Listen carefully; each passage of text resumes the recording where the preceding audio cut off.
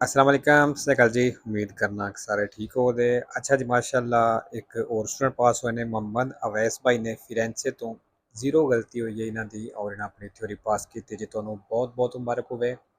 ते बाकी जिहड़े स्टूडेंट ने थ्योरी पास कर ली है मेरे व्हाट्सएप नंबर ते अपना PDF सेंड कर दिओ ताकि दूसरे दोस्तों भी शेयर हो जाए। ते बाकी नवे स्टूडेंट वास्ते कोर्स जिहड़ा है चेंज कोई नहीं होया, यही कोर्स इहदे विचों ही एग्जामे आउंदा है ते पूरे दा पूरा कोर्स इत्थे मौजूद है और पूरे दा पूरा फ्री है। तुहाडी तैयारी इत्थों बिल्कुल फ्री हो जाएगी। सिर्फ एप्लीकेशन वैब ते तुसां करनी है, गूगल तो डाउनलोड हो जाएगी एंड्रॉयड फोन दे विच। अगर तुहाडे कोल आईफोन है तो फिर तुसीं ये वाली एप्लीकेशन ऑनलाइन यूज़ कर सकते हो। ठीक है, एप्लीकेशन जिहड़ी है वैब पतैन ते इकट्ठा लिखना है गूगल ते। ठीक है जी।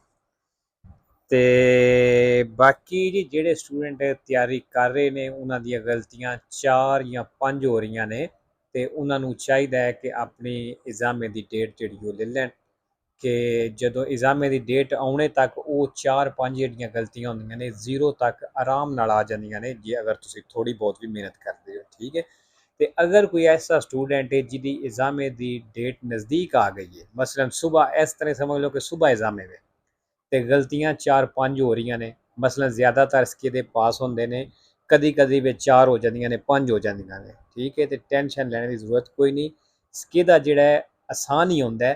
ਠੀਕ ਹੈ, ਇਸ ਚੀਜ਼ ਤੋਂ ਪਰੇਸ਼ਾਨ ਨਹੀਂ ਹੋਣਾ ਵੀ ਉੱਥੇ ਜਾ ਕੇ ਤੁਸੀਂ ਬਿਲਕੁਲ ਹੀ ਨਰਵਸ ਹੋ ਜਾਓ ਵੀ ਮੇਰੀਆਂ ਗਲਤੀਆਂ 4-5 ਹੋ ਜਾਂਦੀਆਂ ਨੇ ਤੇ ਕਿਧਰੇ ਇੱਥੇ ਵੀ ਨਾ ਹੋ ਜਾਣ। ਇਨਸ਼ਾਅੱਲਾ ਨਹੀਂ ਹੋਣ ਲੱਗੀਆਂ, ਤੁਸੀਂ ਆਰਾਮ ਨਾਲ ਕਲੀਅਰ ਕਰ ਜਾਓਗੇ। ਠੀਕ ਹੈ, ਤੇ ਚਲੋ ਜੀ ਬਾਕੀ ਸਕੇ ਦਾ ਸਵਾਲ ਵੇਖ ਲੈਂਦੇ ਹਾਂ। ਪਹਿਲਾ ਸਵਾਲ, ਇਨ ਉਨ ਚੈਂਟਰੋ ਅਬਿਤਾਤੋ, ਕਹਿੰਦਾ ਇੱਕ ਚੈਂਟਰੋ ਅਬਿਤਾਤੋ ਦੇ ਵਿੱਚ ਆਬਾਦੀ ਦੇ ਵਿੱਚ ਸ਼ਹਿਰ ਪਿੰਡ ਦੇ ਵਿੱਚ ਸੇ si vede un pallone, ਅਗਰ ਤੁਸੀਂ ਇੱਕ ਬਾਲ ਵੇਖਦੇ ਹੋ rotolare sulla carreggiata ਦੇ ਉੱਤੇ ਰਿੜਦਾ ਹੋਇਆ, bisogna prevedere, ਕਹਿੰਦਾ ਖਿਆਲ ਕਰਨਾ ਹੈ, anche il possibile attraversamento, ਕਹਿੰਦਾ ਹੋ ਸਕਦਾ ਹੈ ਕ੍ਰਾਸ ਕਰੇ della strada ਸੜਕ ਨੂੰ da parte di un bambino, ਇੱਕ ਬੱਚਾ ਵੀ। ਵੇਰੋ ਜੇ ਅਗਰ ਬਾਲ ਰਿੜਦਾ ਪਿਆ ਤੇ ਉਹਦੇ ਪਿੱਛੇ ਬੱਚਾ ਵੀ ਆ ਸਕਦਾ ਹੈ। ਦੂਸਰਾ, se un autotreno, ਅਗਰ ਕਹਿੰਦਾ ਇੱਕ autotreno में intende svoltare a destra, ਉਹ ਸੱਜੇ ਮੁੜਨਾ ਚਾਹੁੰਦੀ ਹੈ in una strada stretta, ਇੱਕ ਤੰਗ ਸੜਕ ਦੇ ਵਿੱਚ, bisogna sorpassarlo subito, ਕਹਿੰਦਾ ਉਹਨੂੰ ਫੌਰਨ ਓਵਰਟੇਕ ਕਰ ਲਵੋ a sinistra, ਖੱਬੇ ਤੋਂ ਫਾਲਸੋ। ਤੀਸਰਾ, ਅੱਛਾ ਇਹ ਪਨੇਲੋ ਜਿਹੜੀ ਹੈ ਗੱਡੀ ਦੇ ਪਿੱਛੇ ਉਦੋਂ ਲਾਈ ਦੀ ਹੈ ਜਦੋਂ ਗੱਡੀ ਦੇ ਪਿੱਛੇ ਸਮਾਨ ਵਧਿਆ ਹੋਵੇ। Il pannello in figura, ਐਡੀ ਪਨੇਲੋ ਤਸਵੀਰ ਦੇ ਵਿੱਚ segnala, ਇਹ ਦੱਸ ਰਹੀ ਹੈ, ਨਿਸ਼ਾਨਦੇਹੀ ਕਰ ਰਹੀ ਹੈ carichi indivisibili che sporgano, ਜਿਹੜਾ ਸਮਾਨ ਵਧਿਆ ਹੈ dalla parte posteriore del veicolo, ਗੱਡੀ ਦੇ ਪਿਛਲੇ ਹਿੱਸੇ ਤੇ ਵੇਰੋ।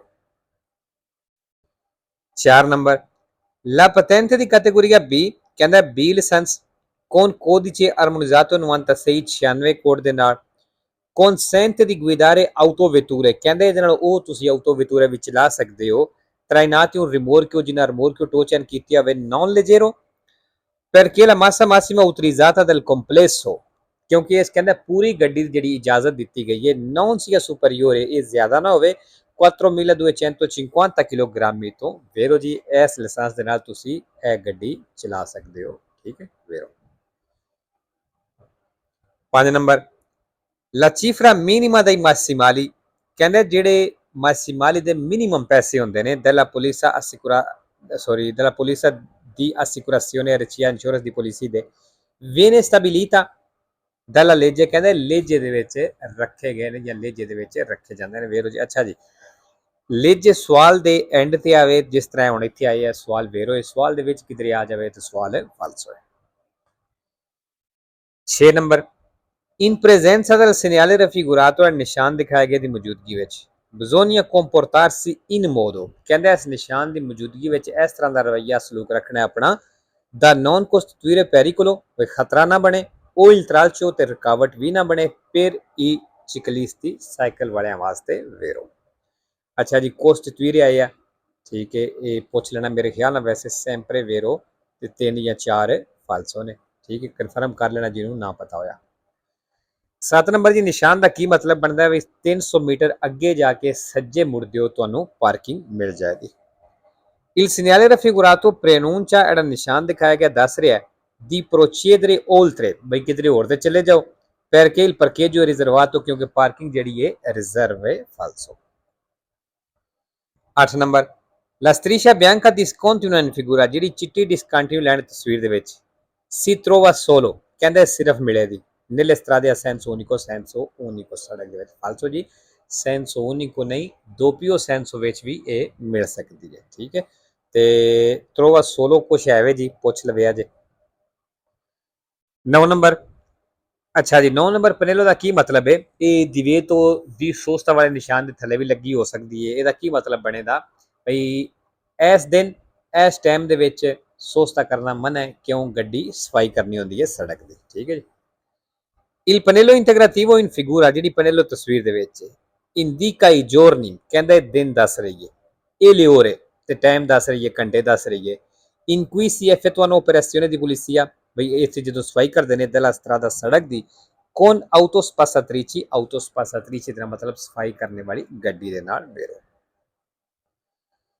10 number, quando in un centro abitato, ਜਦੋਂ ਕਹਿੰਦਾ ਆਬਾਦੀ ਦੇ ਵਿੱਚ, ਸ਼ਹਿਰ ਪਿੰਡ ਦੇ ਵਿੱਚ, il conducente di un veicolo, ਗੱਡੀ ਦਾ driver, si imbatte in un corteo, ਇੱਕ ਜਲੂਸ ਦੇ ਵਿੱਚ ਫਸ ਗਿਆ, deve evitare di suonare il clacson, ਕਹਿੰਦਾ ਹਾਰਨ ਵਜਾਣੇ ਤੋਂ ਬਚੇ ਵੇਰੋ।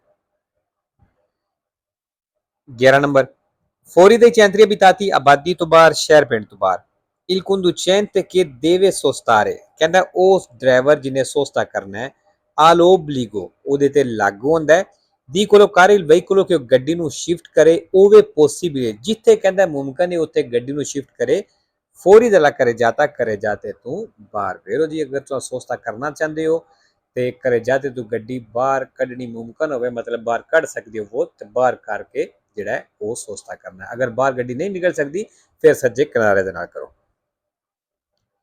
12 number, i guanti da motociclisti, ਕਹਿੰਦਾ ਜਿਹੜੇ ਮੋਟਰਸਾਈਕਲ ਵਾਸਤੇ ਗਲਵਜ਼ ਹੁੰਦੇ ਨੇ, proteggono, ਇਹ ਹਿਫਾਜ਼ਤ ਕਰਦੇ ਨੇ, il palmo della mano, ਹੱਥ ਦੀ ਹਥੇਲੀ ਦੀ, in caso di caduta, ਉਹ ਸੂਰਜ ਜਦੋਂ ਡਿੱਗਦੀ ਹੋ, con strisciamento sul asfalto, ਜਦੋਂ ਰਗੜ ਖਾਂਦੇ ਹੋ ਸੜਕ ਦੇ ਉੱਤੇ। ਵੇਰੋ ਜੀ।